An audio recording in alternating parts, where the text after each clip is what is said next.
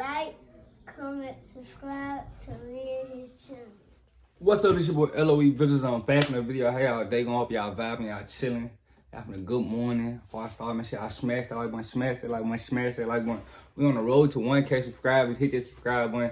Join me on my journey. I love you guys so much. Thank y'all for tuning in and tapping in with me. I love you guys so much. Yeah, we back at it. But yeah. It's Monday morning and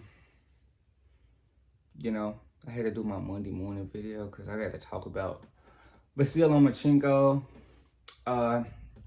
You know, he got the win against the, young hungry lion, Jamaine Ortiz. A lot of guys thought he was probably gonna get washed. Oh my bad, you guys. Hold on. A lot of guys thought he was gonna get washed and it was gonna be quick work.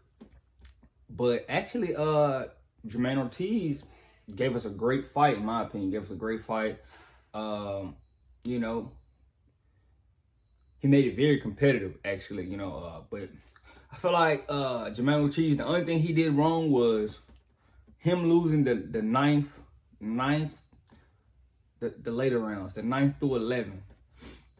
You know, him not getting one of those rounds kind of gave Loma the decision, I feel like if he would, fought and won one or two of those rounds, you probably could have possibly gave him a nod, but I don't think he was gonna get a nod like that. He didn't do no work in those later rounds, and that's just due to inexperience. That was his first 12-rounder.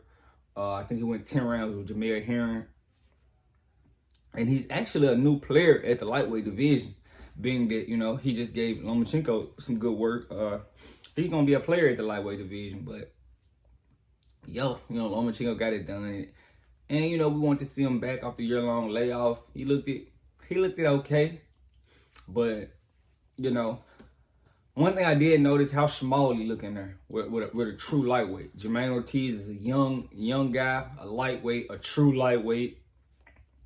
And you can see the legs. Like, if you see Lomachenko's leg compared to, Jamaine Ortiz, it just looked like frame-wise, Lomachenko's supposed to be at 30, 26 maybe. It's still 26, but 30. I feel like, this weight is this weight could cause a lot of problems, and I think he's probably gonna cap out at 35. I don't see him moving to 40 or anything like that because Lomachenko's just a little guy. I don't see him moving up, past 35. I think he's capped out of here, and a lot of these younger lightweights, these young guys think you food,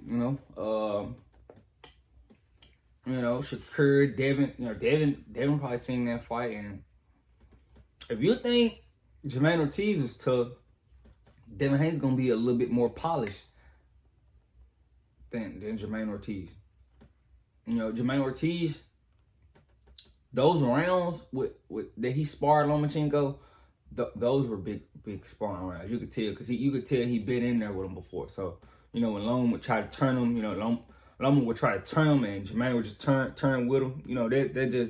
That comes from being in there with him. So he knows it's kind of like his little But yeah, these other lightweights, Tank and Shakur and Devin, those are big lightweights. Like Shakur probably could have started, at 30, then his second division at 35. His third division's at 35, but he had a huge weight advantage at those weights, and Devin's finna move to 40. Tank done been up to 40 before. Those are bigger guys, and Loma, starting his career at 26, but him starting at 26 when he's like 30, he's not gonna cap out and keep growing, unlike Shakur, who started his fresh out the Olympics at 26. You can tell, oh, this kid's gonna keep growing because he's only 18, 19, and he's fresh out the Olympics. You don't never know where his body may end up. But yeah, a lot of these lightweights think he's food, and I'm not gonna say he's food, but I can see him being had now.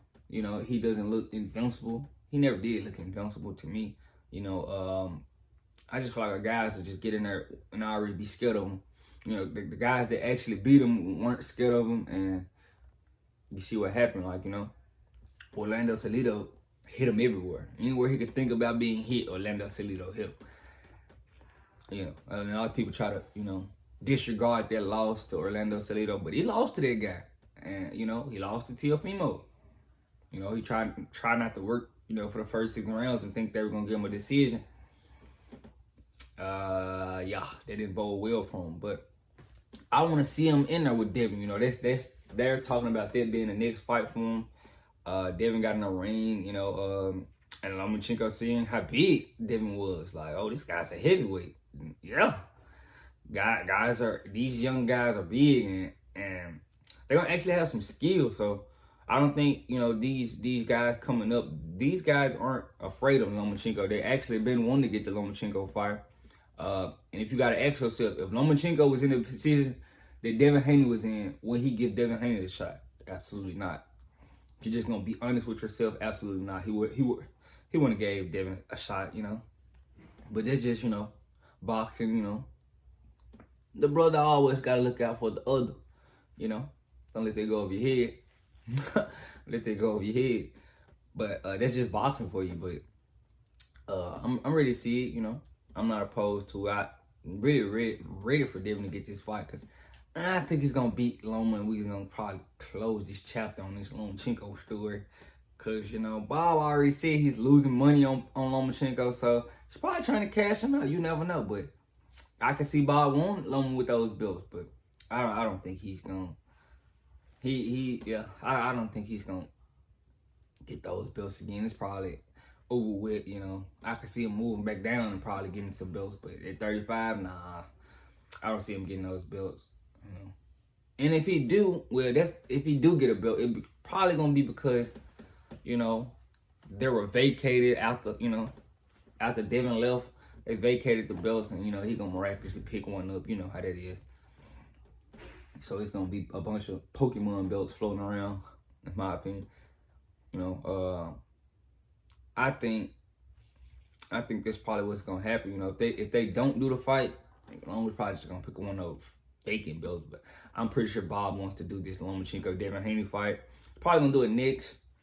Loma just was getting his tune up, and you know, from a year-long layoff, and I'm excited. Actually, I'm ready to see it because I'm ready to, you know, get this Lomachenko situation closed up. You know, maybe Bob moves on to, you know, the guys he actually got.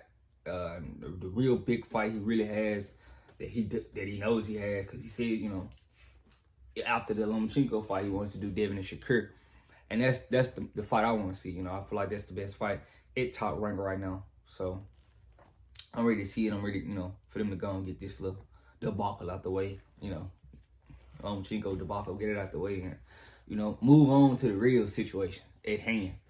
But let me know what you guys think. You guys think Lomachenko has a chance to get the undisputed titles? I would give him 30%. That's what I would give him. Unless you just know, you know, you might get terrible Devin Haney through the waiting cut. But I don't think that's going to happen, you know. And I don't think Devin's going to gas out in the 12th round, in those later rounds like the young kid Jamaine Ortiz did. So it's going to be a lot of problems for him. But let me know what you guys think. Y'all think Lomachenko has a chance to get those belts? Make sure y'all smash the like button, smash the like button. We're on the road to 1K subscribers. Hit that subscribe button. I love you guys so much. I'm out.